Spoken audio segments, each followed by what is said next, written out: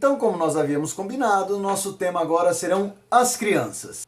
As crianças, elas são pequenas, os filhos são pequenos. Eu acho que para uma mãe, o filho sempre vai ser aquela coisinha gostosinha, né? Então eu vejo o Bruno barbudo, mais rabugento do que eu, acreditem. Mais velho do que eu. Pra mamãe. Mas pra mamãe é o guti-guti ainda, é o tico-tico. Ah, misericórdia. Oh. Enfim, mas essa é a deixa, né? Eles vão sempre ser as coisinhas pequenas, as coisinhas que precisam do nosso carinho e da nossa proteção. Por falar em Bruno, eu vejo o Bruno ele é maior do que eu. E até interessante, às vezes eu olho assim e falo, credo, será que é o Bruno mesmo maior do que eu? Não combina, ele tem que ser sempre menor do que eu. Porque eu sempre tenho que proteger o Bruno. Mas agora, pelo tamanho, parece que ele que me protege. Mas ele continua sempre sendo o pequenininho, o Bruninho e tudo mais. Mas enfim, a ideia então é a seguinte, se para o homem as coisas grandes, às vezes, são as que importam. Se para o homem o conversar só é uma boa conversa quando você tem um adulto que conversa com você na mesma pegada, para Deus a coisa é diferente. Deus não enxerga assim. Deus ele não só dá valor para aquele cara inteligente, aquele cara que tem um bom bate-papo. Deus ama as coisas pequenas. Ele inegavelmente ama os pequeninos. Agora olha só. Então a primeira ideia é essa, porque para algumas pessoas as crianças elas não são valorizadas. Eu não quero saber tua resposta para isso, né? Até porque se a gente está falando dos filhos e dos teus filhos, você vai falar assim, não, eu valorizo sim as minhas crianças. Tá? Você valoriza as crianças chatas dos outros? Você valoriza as crianças chatas daquelas pessoas que vêm e fica te cutucando, fica te nhenhenhenhenhenhen. Essas não, mas as minhas sim, porque para Deus não tem diferença. Então olha só, o primeiro versículo que eu queria compartilhar com vocês está em Mateus, capítulo 18, versículo 1. Então é Mateus 18, 1. E o subtítulo na minha Bíblia é O Maior no Reino dos Céus. Espera aí, a gente está falando que Deus ama as coisas pequenas, ama os menores, mas o título começa O Maior no Reino dos Céus. Olha só o que Deus fala. Naquela hora, aproximaram-se de Jesus os discípulos perguntando, quem é, porventura, o maior no Reino dos Céus? E Jesus, chamando uma criança, colocou-a no meio deles e disse, em verdade vos digo que, se não vos converterdes e não vos tornardes como crianças, de modo algum entrareis no reino dos céus. Então olha só, já posso até parar por aqui. Para Deus, a minha atitude, o meu comportamento tem que ser como de uma criança, porque se não for, Ele não vai me amar. Então eu tenho que ser pequeno como uma criança, eu tenho que ser humilde como uma criança e tudo mais. É interessante, né, quando Jesus nos compara com as crianças.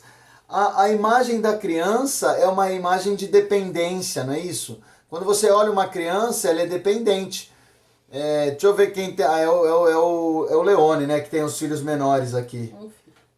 Hã? Um filho. Não, é que eu quis dizer, de todos que têm filhos, o que tem o menor filho, o filho mais pichuchu é o Leone. É só ver, velho, o quanto ele depende de vocês. Ele depende em tudo. Em tudo. Eu pego, às vezes, o Bruno, ele tá chato pra caramba, porque ele acha que ele não depende de nada, e eu quero que ele dependa ainda em tudo. Então lembra daquela figura do sempre ser o Bruninho? Mas ele cresceu, ele já tem as perspectivas dele, o modo de vida dele, então ele já está saindo dessa dependência dos pais. Agora, quando nós lembramos das nossas crianças, nós lembramos que eles dependem de tudo. O que Deus coloca aqui nessa representação das crianças é mais ou menos nesse contexto. Olha, tal qual uma criança depende dos adultos, que vocês dependam de mim. porque com a dependência delas é que eu enxergo o verdadeiro amor. Olha que interessante. E se você parar para olhar uma criança, negavelmente ela retrata bem o amor, né? Porque ela depende, ela se entrega com tudo e com sinceridade. Ela nem sabe o que virá e ela se entrega por completo. Aqui nós só temos adultos, então o bate-papo cabe. Ela se entrega de tal forma que inclusive os abusos contra as crianças são os que têm a maior facilidade de acontecer. Porque ela vem tão despreparada e ela é tão despretensiosa de maldade e malícia que ela se abre por inteiro. E aí acontecem as coisas, às vezes, coisas ruins, como essas agressões. Mas quando Jesus nos coloca a figuração de uma criança, é isso. Ele quer que nós venhamos a depender dele, tal qual uma criança depende dos adultos, em especial dos pais. Então eu tenho que entender o quão significativo deve ser a minha vida para com as crianças. Elas são importantes? São. De tal forma que quando Jesus vem falar quem é o maior no reino dos céus, ele pega como exemplo um adulto. Ele podia pegar ali, porque são os discípulos que vêm conversar com ele, ele podia pegar Pedro. Falar, ó, o maior é Pedro, que largou a família, largou a profissão para me seguir. Ele ainda está aprendendo, mas Pedro tem que ser igual a ele. Ele podia pegar João, o discípulo amado. Né? Então, é o próprio João que fala que ele é o discípulo amado, mas é o que ele é. Então ele podia pegar, você tem que ser igual ao João, que é o discípulo a quem eu tanto amo. Ele podia pegar, então, agora, recuperando um pouco do culto de hoje, ele poderia pegar João Batista, que nascido do ventre de mulher, profeta igual não teve, então ele podia falar, você tem que ser igual ao João Batista. Não, ele não pegou nenhum desses. Ele pegou uma criança, que inclusive o nome não é mencionado, uma criança desconhecida e falou, você tem que ser igual a ele. Igual a essa criança. Então a criança é importante para Deus e para nós. Agora eu queria que você tirasse um pouquinho da tua figuração os teus filhos e colocassem na figuração de vocês a criança de uma forma em geral. Elas têm que ser importantes. Vou compartilhar com vocês aqui um negocinho que aconteceu hoje no culto. Tanto no da manhã como no da noite, porque foi com a mesma criança. Tava no culto da manhã, quem vem em mim? Arthur, da Rita. E o culto rolando, eu todo emocionado, eu em lágrimas, adorando, escutando a palavra, me entregando pro Senhor. E aí quando eu olhei para aquele menino, a primeira intenção da carne é falar assim, ô Rita, e aí, nega? Leva, né, o filho, que o filho é teu, né? Mas daí eu olhei para aquele menino olhando para mim, querendo falar alguma coisa, entusiasmado. E ali de verdade eu vi o Senhor. Aí eu vou imitar Jó agora, né? No olhar do Arthur eu vi o olhar de Deus. Aí eu falei, puxa, que presente maravilhoso eu tô tendo agora. Poder dar um pouquinho da minha atenção e do meu tempo para esse menino maravilhoso, para essa criança. E na hora me veio na mente esse versículo. Então, será que eu amo mesmo as crianças a esse ponto? E ó, detalhe, viu? O Arthur não é chato da Rita, viu? Porque eu falei, não, ele não é chato, ele é uma bênção. Mas será que eu amo as crianças? Tenho mudado muito, porque eu sou meio ácido. Tenho tentado melhorar muito minha vida nesse particular. Quer falar alguma coisa? Não? Consegui. Mas vamos lá. Continuando a entender a visão, porque a primeira ideia, irmãos, para saber entender os filhos, é saber o que Deus pensa sobre eles. Antes mesmo de colocar a minha compreensão sobre as crianças, tá? As crianças são importantes, mas o que Deus pensa sobre as crianças? Porque a partir do momento que eu entender a visão de Deus sobre as crianças, aí eu vou poder adequar a minha ou manter a minha se eu estiver correndo certo, conforme Deus pede. Olha só, Gênesis 1:28. Lá no comecinho de tudo. A palavra diz assim: aqui Deus tinha criado o homem e a mulher, né? Então ele viu que o homem, a solidão era ruim para o homem e ele cria a mulher. E aí no 28, ele traz uma definição, ele traz um direcionamento interessantíssimo para o homem e para a mulher. Ele fala assim: e Deus os abençoou como casal, hein, gente? Olha que interessante isso aqui, ó. Então, façamos o homem à nossa imagem, conforme a nossa semelhança. Tenha ele domínio sobre os peixes do mar, sobre as aves e sobre tudo o que na terra existe. Criou Deus, pois o homem à sua imagem, a imagem de Deus o criou. Homem e mulher os criou. Tranquilo. E aí Deus os abençoa. Os abençoa como casal, como família, como marido e mulher. Esta é a bênção de Deus aqui no capítulo 1, versículo 28, tá? Deus não abençoou somente Adão ou somente a Eva. Deus abençoou a família aqui. E aí ele dá continuidade. Olha o que ele fala. Sede fecundos, multiplicai-vos, enchei a terra e sujeitai-a. Gente, então a primeira definição de Deus era a bênção para essa vida. Por isso que agora só recuperando, então fazendo um parênteses aqui, saindo um pouquinho dos filhos. Por isso que na vida de um marido, a principal figura na vida dele é ela, a mulher. E na vida da mulher, a principal figura é ele, o marido. Porque o primeiro passo de Deus foi abençoar esses dois aqui, ó. Então Deus os abençoou. Show! E aí Deus continua. Olha, multiplica. Enche a terra. Vai lá, porque esse é um direcionamento meu para a família. Então Deus ama as crianças. Será que Deus ama os filhos? Será que os filhos eram um projeto ou são um projeto de Deus? Inegavelmente. Já me parece muito claro aqui em Gênesis 1, 28, que a definição e o direcionamento de Deus era para que tivéssemos filhos, sim, e enchêssemos a terra. Então, bora lá. Mas vamos continuar porque a visão do Senhor não para aí. Ela vai além. Olha só. Salmo 127, 3. Bora pro salmista.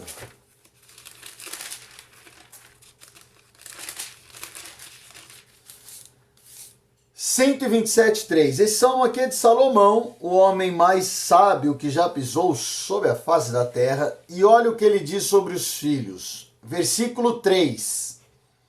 Herança do Senhor são os filhos, o fruto do ventre, seu galardão. Herança de quem mesmo são os filhos? São minha herança? Não. São herança de Deus. É Deus quem colocou os filhos nas nossas vidas. Aí eu queria falar um negocinho. E aí esse versículo mexeu muito comigo. Logo que eu me converti, casamos, eu me converti, dali 6 meses eu engravidei.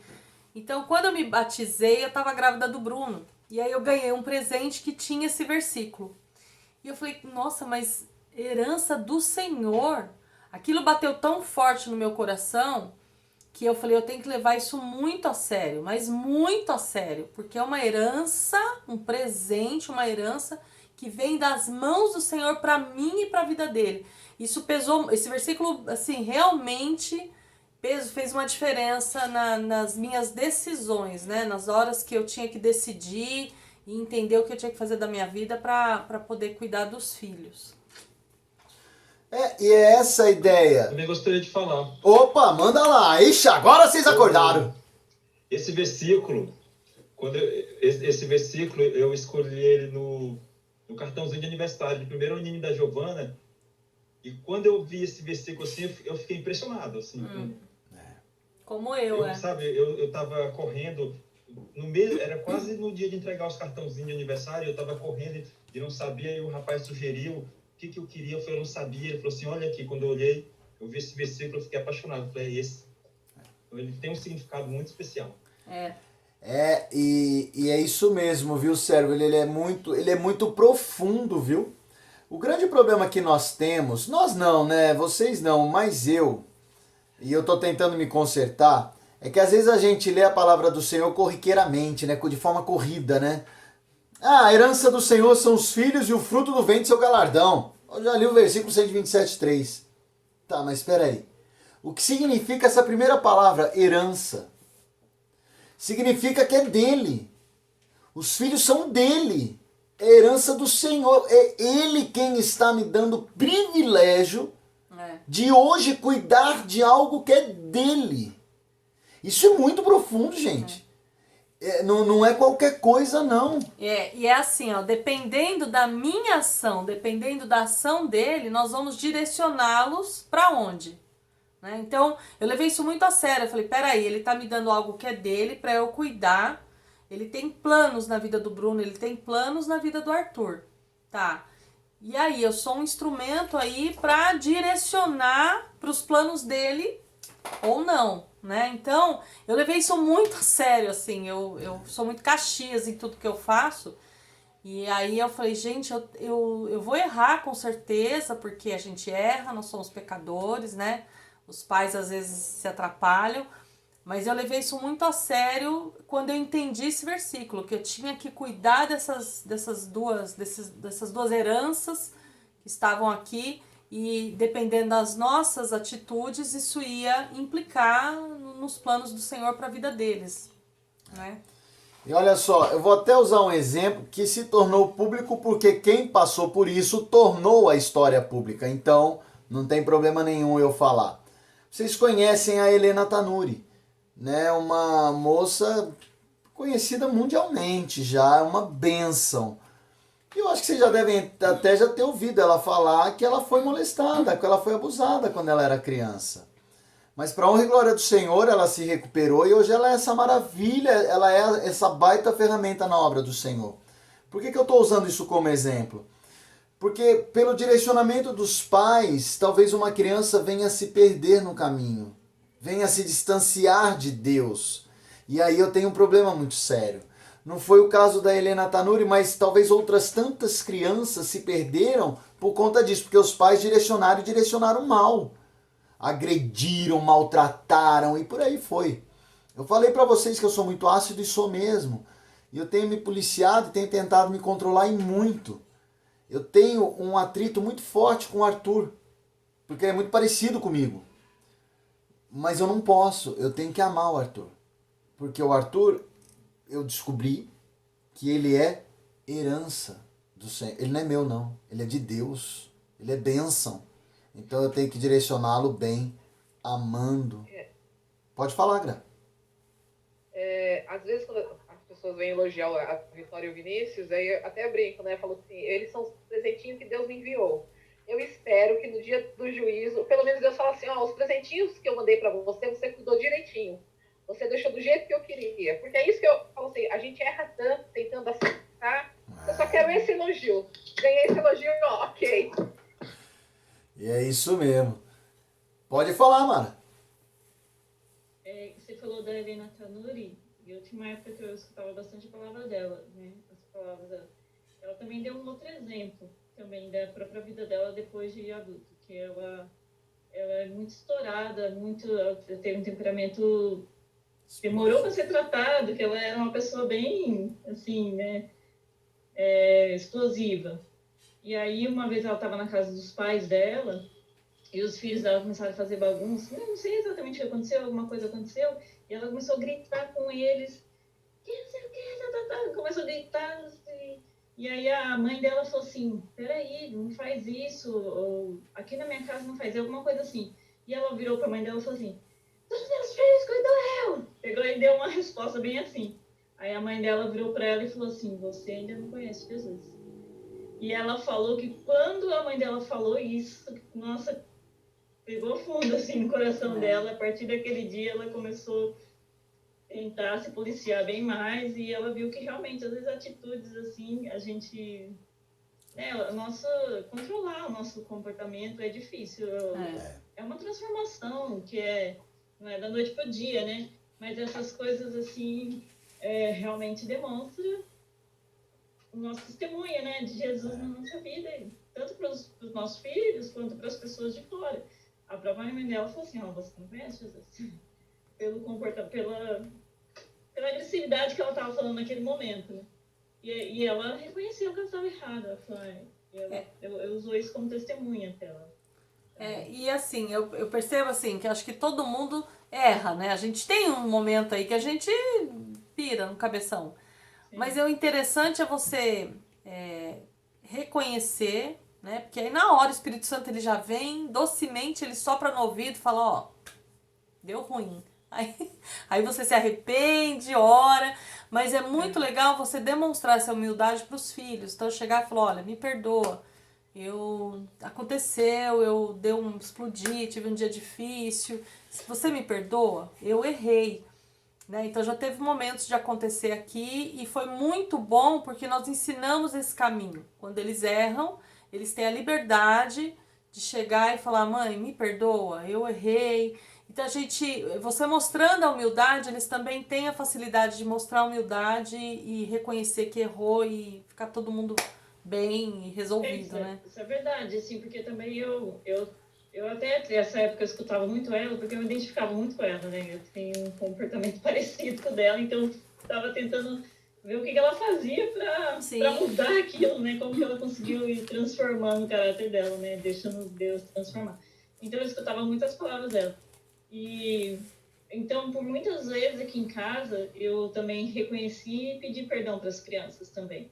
Isso é ótimo. E eu vejo isso na vida deles, porque a Alice, de 5 anos, tem vezes que ela faz algumas coisas erradas, e depois ela vem para mim assim, ela vem chorando para mim. Chorando mesmo, de lágrima.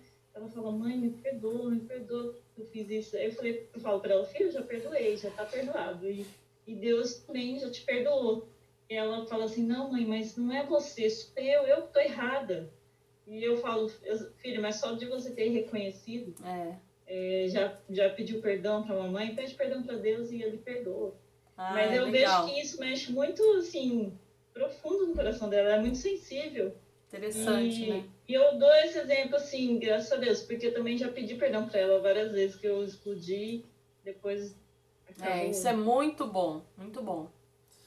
E é interessante que as crianças crescem, por mais pequenas que elas venham a ser, elas têm entendimento, viu? Pode perceber, às vezes você fala alguma coisa para a criança, mesmo sendo pequena, e você não dá a mínima. De repente ela vem e solta aquilo de novo, não, de onde pegou isso aí? Então ela... Wagner, esses dias a Alice me deu uma lição. Às vezes eles brigam dentro do carro, assim, que, sabe, eu tenho até medo de olhar para trás. E esses dias eles estavam brigando, isso é coisa de 2 semanas atrás.